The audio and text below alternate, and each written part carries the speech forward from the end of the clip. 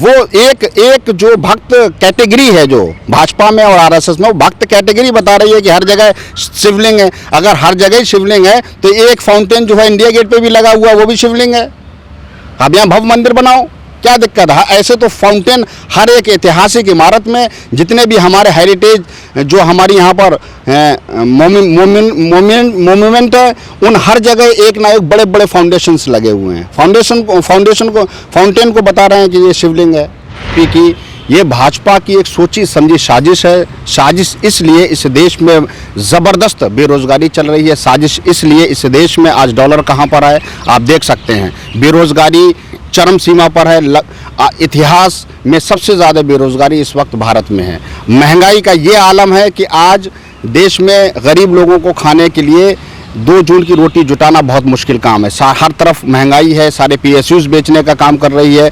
हर तरफ ज्ञान व्यापी का मुद्दा जिस दिन से उठा है, पब्लिक को पता भी नहीं है। पीछे बैकग्राउंड में 72,000 वैकेंसी जो है कम कर दी गई हैं और लगातार यही हो रहा है देश में। देश भुखमरी के कगार पर खड़ा है। इसलिए आए दिन भाजपा और उनके जो संगठन हैं, RSS से जुड़े हुए जितने संगठन हैं, आए दिन समाज में एक ऐसी बात को पैदा करने की कोशिश करते हैं जिससे समाज का जहन उस तरफ मुड़ जाए और समाज को गुमराह आसानी से कर चुके हैं। चाहे वो ज्ञान व्यापी की बात हो, चाहे वो ताजमहल कुतुब मीनार की बात हो, और चाहे वो मथुरा वाली मस्जिद मंदिर की बात हो। ये सब और सब कुछ नहीं, इस देश को गुमराह करने की कोशिश कर रहे हैं और इस देश के जो असल मुद्दे हैं उनसे ध्यान भटकाने की एक कोशिश है और कुछ नहीं। और आपने देखा भी ज्ञान व्यापी में क्या मिला है, वीडियोग्राफी चल रही है। जबकि वीडियोग्राफी के लिए भी कोर्ट का ये सख्त आदेश था कि वीडियोग्राफी जो है बहुत ही गोपनीय रखी जाएगी। अगर गोपनीय रखी जाएगी तो वहाँ के फ़ोटो वायरल क्यों हो रहे हैं? और जो फ़ोटो सामने आ रहे हैं आप देख रहे हैं, कुछ नहीं फाउंटेन को ही वो शिवलिंग बता दे रहे हैं। ये सारी चीज़ें कुछ नहीं, इस देश को तोड़ने की कोशिश, इस देश को बर्बाद करने की कोशिश है। मुझे तो डर ये कहीं ऐसा ना हो जो श्रीलंका में हुआ है। श्रीलंका में यही पहले होता आया है, जो आज हालात वहाँ के बिगड़े हैं। मुझे एक तरफ ज्ञानवापी मस्जिद है, दूसरी तरफ कुतुब मीनार है, फिर ताजमहल है, सभी जगह मंदिर होने की बात कही जा रही है, शिवलिंग की बात की जा रही है। हाँ, वो इसीलिए की जा रही है ना कि इस मुद्दे को 2024 तक गर्म रखा जाए। हिंदू मुस्लिम में जो दूरियां हम लोग कम करने की कोशिश करते हैं, उन दूरियों को और बढ़ाया जा सके, बल्कि कम ना हो, आपस में मेल जोल ना हो। इसलिए लगातार वो इन्हीं ऐसे मुद्दे उठा रहे हैं। और सर एक नया मुद्दा आया है जो कह रहे हैं अलीगढ़ में भी कोई मस्जिद है, उसमें भी शिवलिंग बताया जा रहा है, और टीपू सुल्तान के ज़माने की कोई मस्जिद है उसमें भी बताया जा रहा है। हाँ, वो लगातार वो सारी ऐसी मस्जिदों को टारगेट कर रहे हैं कि जो ऐतिहासिक हैं, जो हमारे देश की नहीं इस पूरी दुनिया के लिए धरोहर हैं। अब ताजमहल को देखिए, शर्म की बात है कैसे वो ताजमहल में मंदिर होने की बात कर रहे हैं। इसमें देश की बदनामी पूरे इंटरनेशनल लेवल पे ताजमहल और कुतुब मीनार जैसी जगहों पर सवालिया निशान खड़ा करने की कोशिश कर रहे हैं। अलीगढ़ यूनिवर्सिटी, अलीगढ़ मुस्लिम यूनिवर्सिटी, क्योंकि वहाँ मुस्लिम गरीब मुसलमान पढ़ता है, मुस्लिमों को टारगेट करने की कोशिश कर रहे हैं और कुछ नहीं है। और इस देश को लगातार असल मुद्दों से ध्यान भटकाने की भाजपा कोशिश कर रही है, इसके अलावा कुछ नहीं। लेकिन ये देश अब समझने लगा है, भाजपा की साजिशों को समझने लगा है, और इस देश में व्यापक जो महंगाई और बेरोजगारी है उसको लेके युवा जागरूक हो रहा है। और इन मुद्दों पर ज़्यादा ध्यान अब हमारे देशवासियों का नहीं जा रहा है। और आने वाले वक्त में देखना ये मुद्दे भी कुछ नहीं टाइट फिश साबित होंगे, इसके अलावा कुछ नहीं। भाजपा में कमियां निकाल रहे हैं और जनता कह रही है भाजपा सबसे बेहतर काम कर रही है। नहीं, जनता क्या कह रही है? जनता अब उसमें तो बहुत सारे सवालिया निशान है। जनता तो ये भी कह रही है कि EVM में कमियां इसलिए हम चुनाव हार रहे हैं, लेकिन हम उन चीज़ों पे जाना नहीं चाहते। लेकिन असल ये बात है कि देश में ज़बरदस्त बेरोज़गारी है, ये सब जानते हैं। देश में महंगाई चरम सीमा पे, ये सब जानते हैं। देश में बेरोजगारी तो नहीं है सर, मोदी जी तो बोले पकौड़े बेचिए। हाँ, मोदी जी के हिसाब से पकौड़े आप बेच सकते हैं। जो भक्त पकौड़े बेच रहे हैं उनके लिए कोई बेरोजगारी नहीं, वो पकौड़े बेच सकते हैं। जो लोग जिनके पास गैस का इंतज़ाम नहीं, वो नाले से अपनी गैस का इंतज़ाम कर सकते हैं, उनके लिए कोई महंगाई नहीं है, कोई सिलेंडर महंगा नहीं है। ऐसे बहुत सारे भक्त हैं ऐसे। लेकिन जो इस देश को बनाना चाहते हैं युवा, जो इस देश की रीढ़ की हड्डी है, जो पढ़ा लिखा युवा है, जो बुद्धिजीवी तबका है, जो अपने भविष्य की सोचता है, इस देश के बारे में सोचता है, जिसके दिल में देशभक्ति की एक भावना है, वो युवा जागरूक हो चुका है और इनके खिलाफ खड़ा होने के लिए तैयार है। आप नाले से गैस बनाने की बात कर रहे हैं, तो एक बयान जो था राहुल गांधी जी का, जो आपके राष्ट्रीय अध्यक्ष हैं, उनका भी एक बयान था कि सोने के आलू बनाएंगे। नहीं, उनका ये बयान आलू से सोना बना। हाँ, मुझे अच्छी तरह है, उनका ये बयान नहीं था ये बयान को भाजपा की आईटी सेल ने तोड़ मरोड़ के पेश किया था। उनका ये बयान नहीं था कि एक तरफ से आलू डालो और दूसरी तरफ से सोना निकले, ऐसा नहीं था, उसे तोड़ा गया था। उन्होंने ये ऐसा कुछ नहीं कहा था।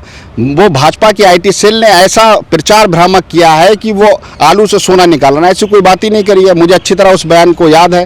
ये सिर्फ भाजपा वाले सिर्फ और सिर्फ गुमराह करने की कोशिश करते हैं। अब आईटी सेल का उनका क्या, वो तो किसी को भी आईटी सेल से बैठ के गालियां देते रहते हैं, किसी को बदनाम करने लगते हैं, कोई कार्रवाई नहीं। अभी क्या हुआ उनके आईटी सेल वालों पर? सर, आप लगातार भाजपा की बुराइयां दिखा रहे हैं और बता रहे हैं कि भाजपा बेकार है, लेकिन भाजपा तो लगातार कह रही है कि हम चुटकियों में जीत जाएंगे 2024 को भी।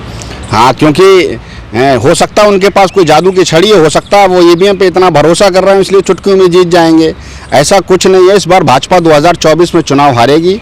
हम लोगों ने, कांग्रेस पार्टी ने, जो उदयपुर में संकल्प शिविर हुआ है उसमें हमने ऐसी रणनीतियां बनाई हैं, हमने ऐसी चीज़ों को लेकर आगे बढ़ेंगे जिससे भाजपा का ग्राफ गिर भी रहा है और हम पब्लिक के पास जाएंगे, जनता के पास जाएंगे, युवा से समर्थन मांगने की कोशिश करेंगे और इस लड़ाई में उन्हें ज़बरदस्त टक्कर देंगे और 2024 में उन्हें हराएंगे। ऐसा नहीं है सर, जो जहांगीरपुरी में हुआ और फिर हनुमान चालीसा पढ़ाई जा रही है जगह जगह पर, उसको किस तरह से देखें? देखिए, वो हनुमान चालीसा खूब पढ़ा है, बात ये नहीं है। हमें हनुमान चालीसा से परेशानी नहीं है, ना हमें किसी के धर्म से परेशानी है, लेकिन धर्म को जब राजनीतिकरण धर्म का किया जाता है, पॉलिटिसाइज जब किया जाता है, उससे हमें दिक्कत है। आप खूब हनुमान चालीसा पढ़ें, लेकिन ये किसने कहा कि आप मस्जिद में घुस के पढ़ेंगे? ये कौन सा धर्म कहता है? ना हिंदू धर्म कहता है, ना मुसलमान धर्म कहता है कि मुसलमान मंदिर में घुस के नमाज पढ़ेंगे जाके। लेकिन वो तो हम उसके भी खिलाफ है। लेकिन वो तो मस्जिदों के नीचे शिवलिंग बता रहे हैं ना, तो वो तो पढ़ सकते हैं। हाँ, वो बता रहे हैं ना, नगर पालिका का बहाना लेके। अच्छा, दूसरी बात ये कि आप अतिक्रमण अगर हटा रहे हैं तो अतिक्रमण हटाने की एक जो है सिस्टम है, आपने नोटिस प्रोवाइड किया, प्रशासन ने क्या उस मकान मालिक को या दुकान मालिक को ये बताया कि हम आपका जो है दुकान गिरा देंगे अगर आप अतिक्रमण नहीं हटाएंगे? ये सब क्या है? वो कुछ नहीं, वो सिर्फ और सिर्फ जो है एक तबके पर निशाना साध रहे हैं, गरीबों का रोजगार छीनने की कोशिश कर रहे हैं और कुछ नहीं इसके अलावा।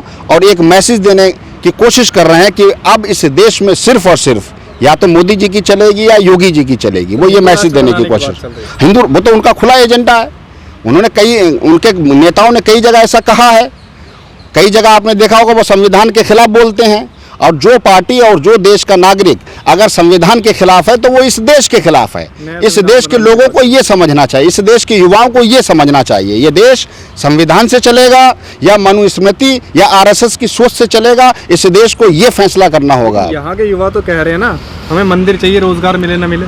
जो युवा ये कह रहे हैं उन्हें मंदिर चाहिए, जो युवा ये कह रहे हैं उन्हें मस्जिद चाहिए, ठीक है ना। मैं दोनों की बात करता हूँ, वो इस देश की नहीं सोच रहे हैं और मैं उन दोनों सोचों के खिलाफ हैं जो मंदिर या मस्जिद की बात करते हैं। हमें यहाँ बात करनी होगी इंसानियत की, हमें यहाँ बात करनी होगी हिंदू मुस्लिम एकता की, हमें यहाँ बात करनी होगी भारत को जोड़ने की। इसीलिए कांग्रेस ने नारा दिया भारत जोड़ो। यहाँ बात मंदिर और मस्जिद की, गुरुद्वारे की या किसी और चीज़ की नहीं हो सकती, हमें सबकी बात करनी होगी। तो जो सबका साथ सबका विकास बोलते तो वो सब दिखावा है। अगर सबका साथ सबके विकास की बात होती तो ये बुलडोजर गरीबों पर नहीं चलते। अगर हाँ, डिजिटल इंडिया क्या आपने हालात तो देख ही लिए हैं ना। डिजिटल इंडिया में क्या हुआ, देश की सारी PSUs, पब्लिक सेक्टर की जितनी कंपनियां हैं, चाहे वो कोई भी हो, चाहे वो एयर इंडिया की बात हो, चाहे वो ONGC की बात हो, चाहे वो आप किसी को भी उठा लें, लगातार बेचने का काम कर रहे हैं। रेलवे को प्राइवेटाइजेशन करने की कोशिश लगातार हो रही है। आत्मनिर्भर भारत कैसे बन जाएगा? अभी मैंने कहा 72,000 करोड़, वो 72,000 नौकरियों को पिछले 6 साल में रेलवे से खत्म कर दी गई हैं। सेना से लगातार वैकेंसियों को खत्म किया जा रहा है। और जब से 8 साल से ये सरकार आई है तो क्या हो रहा है, या तो वैकेंसी नहीं निकल रही है, अगर धोखे से प्रेशर में निकाल भी दे रहे हैं तो उसका पेपर आउट हो जा रहा है। लोगों को नौकरी चाहिए ही नहीं तो फिर क्या फायदा नहीं, लोगों को नौकरी चाहिए। आप एक उस तबके की बात कर रहे हैं जो ये कह रहा है कि 200 रुपए का हम पेट्रोल डला सकते हैं लेकिन वोट देंगे मोदी को। मैं उन कुछ लोगों की बात नहीं कर रहा, ये देश उन कुछ लोगों का नहीं है। मोदी जी को कितने वोट मिले हैं? 30%, 31% वोट से प्रधानमंत्री बने हैं ना। बाकी वोट 69% किसके क्या है? वो सेकुलर वोट है। वो वोट वो है जो इस संविधान से, इस देश से मोहब्बत करता है। कोई और सरकार क्यों नहीं बना पाता? सरकार नहीं बना चाहती, इसके बहुत सारे फैक्टर हो सकते हैं, लेकिन आपको ये कहें कि देश उनके साथ है या उनकी सोच के साथ, ऐसा नहीं है। उन्हें 29%, 30%, 31% ही तो वोट मिल रहा है। 69% वोट आज भी वो है जो भाजपा को वोट नहीं करता है। लेकिन उसे इकट्ठा करने की सर, जरूरत जो है। काम भाजपा ने किए हैं वो काम किसी और पिछली सरकारों ने किए भी तो नहीं। भाजपा लगातार कह रही है कि 70 साल आगे कर दिया हमने देश को। हाँ, जो पिछली सरकारें थी उन्होंने 70 साल जो है वो देश का नाश ही किया है। मैं तो खुद ही बता रहा हूँ, आज जो है डॉलर ऐतिहासिक है, ऐतिहासिक काम मोदी जी ने किया है। ठीक है, 78 रुपए के आसपास का डॉलर है, ऐतिहासिक काम है कि नहीं है। बेरोजगारी इतिहास में सबसे ज्यादा, ये भी इतिहास लिखा है मोदी जी ने, लिखा कि नहीं लिखा है। रिजर्व बैंक से 1,72,000 करोड़ रुपए को आप उठा लेते हैं, ये भी ऐतिहासिक काम है। ये भी ऐतिहासिक काम है कि देश के 3 जज, सुप्रीम कोर्ट के जज बाहर निकल के ये कहते हैं इस देश की न्याय व्यवस्था खतरे में। ये भी ऐतिहासिक काम मोदी जी ने किया है। चाइना जो है घुस के भारत की जमीन पर कब्जा करे बैठी है, घर बना लिए हैं, सड़कें बना ली हैं, ये भी ऐतिहासिक काम किया है। ये तो कह रहे हैं कि भारत जो है घुस के मार नहीं, उनके कहने से क्या होता है, ये इस देश का युवा, इस देश की जनता ये फैसला करे कि कौन सच बोल रहा है, कौन झूठ बोल रहा है। आप गुमराह कुछ दिनों के लिए कर सकते हैं, आप कितने दिनों के लिए करेंगे।